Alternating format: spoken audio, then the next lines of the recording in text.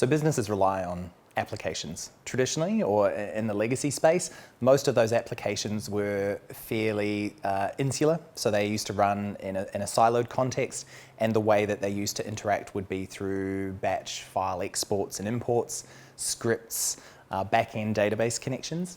As we've moved into more of a, certainly in the cloud model, and since like Web 2.0, we're now looking at how do these things integrate in a more real-time fashion. So my mobile application that transfers my funds through my internet banking to you also now needs to do it in real time. So batch scripting doesn't work. So that we've kind of moved into more of a service-oriented API-based architecture where these applications can interact with one another, perform actions on one another, and transmit data in real time.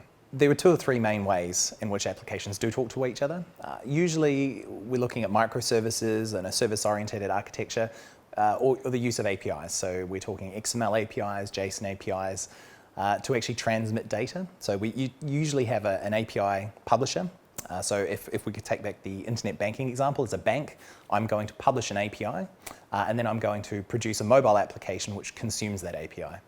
So that enables me as a third party to interact with that API. So maybe the internet banking example doesn't work here, but imagine if I'm a transport and logistics company, and I'm a shop as well. So I use this transport and logistics company to ship parcels from A to B. So I'm going as a shop, my online shop automatically produces a ticket which is generated by interacting with the transport and logistics API. It also registers where the parcel's going to. It tells me the price in real time so that the end user has a seamless experience, but it's actually applications on a wider ecosystem that are interacting with one another.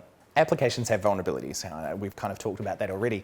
What we probably don't realize is that these applications rely on these APIs. APIs are also applications which have the same classes of vulnerabilities. They share the same vulnerabilities and have the same types of issues. The only thing that really differs is how the information is presented. We see an application as what, we think of an application as what we see, so the mobile application or, the data rendered on a web page. But these APIs have the same logic, they have the same data, it's just presented in a different way, which isn't, in most cases, human readable. RedShield treats these vulnerabilities within applications as the same. So it doesn't matter whether it's a web application that you see, like a website, or whether it's an API that's consumed by a mobile application. RedShield can provide level of protection against the basic generic hygiene, simple injection type attacks, right through to the complex logic application issues that you would typically see in your website that actually exist in your API too.